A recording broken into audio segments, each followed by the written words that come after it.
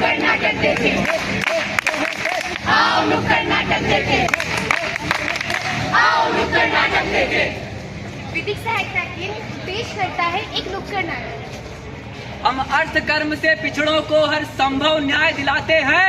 हम विधिक सहायता करते हैं, अधिकार की बात बताते हैं। इस देश के हर नागरिक को हम न्याय का पथ दिखलाते हैं। हम विधिक सहायता करते हैं, अधिकार की बात बताते हैं। हम भिन्न भिन्न कार्यों द्वारा कर्तव्य निभाते जाते हैं। हम विधिक सहायता करते हैं, अधिकार की बात बताते हैं। नारी क्या है? नारी क्या मानव का अभिमान नारी, या हम सबका सम्मान नारी, या जग का पालन करने वाली भारत का गुणगान नारी?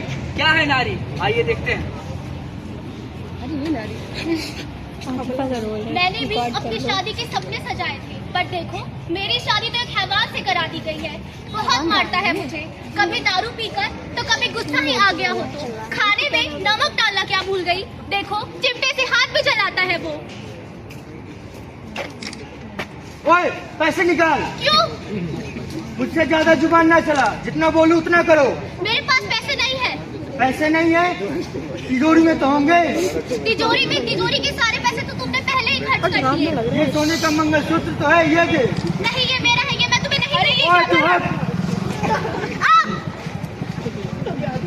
नहीं मुझसे ज्यादा जुबान ना चलाया कर, तू मेरे पैरों की धूल है। तुझे किसी ने ये नहीं बताया कि पति परमेश्वर होता है।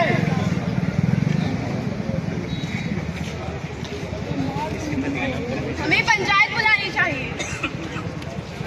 तो देखा आप लोगों ने क्या सम्मान करते हैं हम नारियों का और कैसे करते हैं। खैर कहते हैं कि बचपन मासूम होता है, लेकिन किस्मत से हर किसी का नहीं, किसी किसी का मनहूस भी होता है। तो उस मनहूस बचपन की दास्तां पेश करते हैं आपके सामने।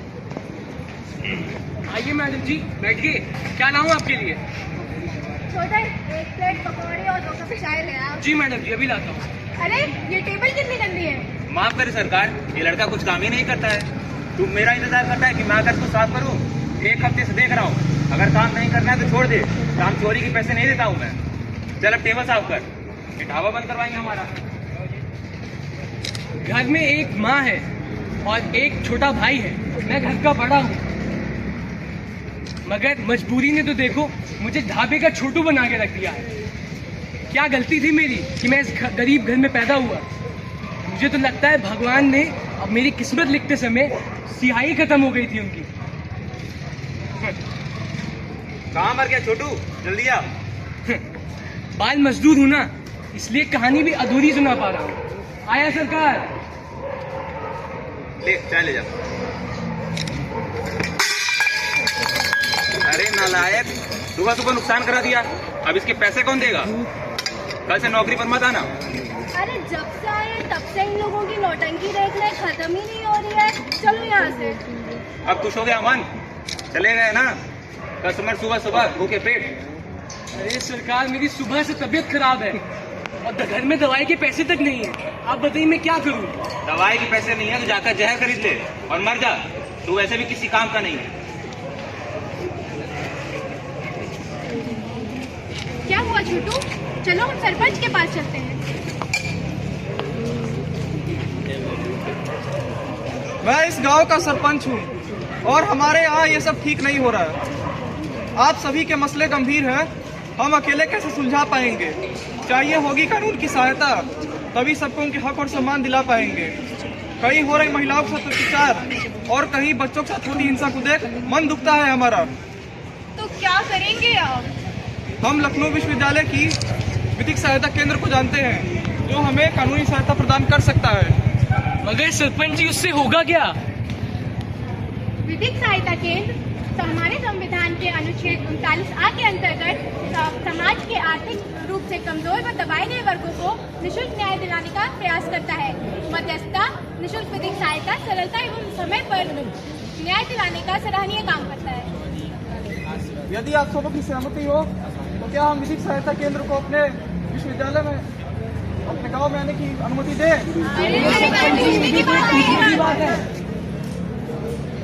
कौन आया कौन आया? विधिक सहायता केंद्र आया। कौन आया कौन आया? विधिक सहायता केंद्र आया। कौन आया कौन आया? विधिक सहायता केंद्र आया।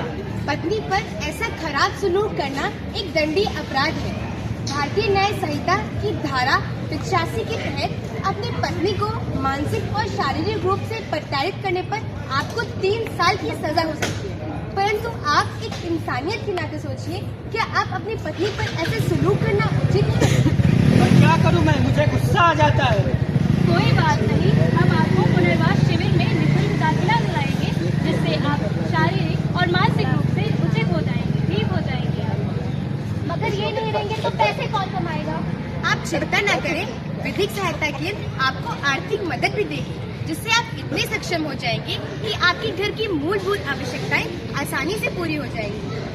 रही बात बाल मजदूरी की, तो संविधान के अनुच्छेद 21 में बताया गया है 6 से 14 वर्ष के बच्चे उनको निःशुल्क शिक्षा प्रदान की जाएगी और 6 से 14 वर्ष के बच्चों के लिए कोई भी बेगारी या मजदूरी करवाना बिल्कुल जुर्म है।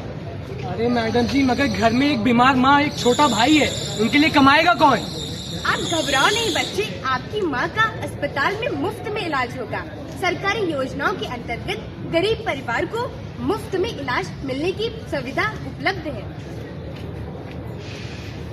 तो देखा आप लोगों ने, विधिक सहायता केंद्र किस प्रकार लोगों की सहायता के लिए सदैव तत्पर रहता है।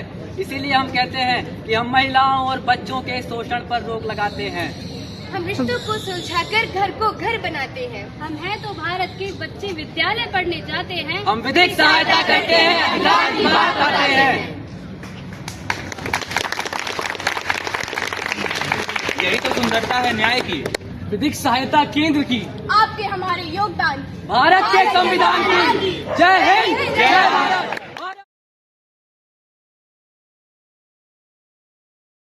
गरीब और कमजोरों को मुफ्त एवं सक्षम कानूनी सहायता के लिए प्रतिबद्ध विधिक सेवा प्राधिकरण नालसा। न्याय सबके लिए।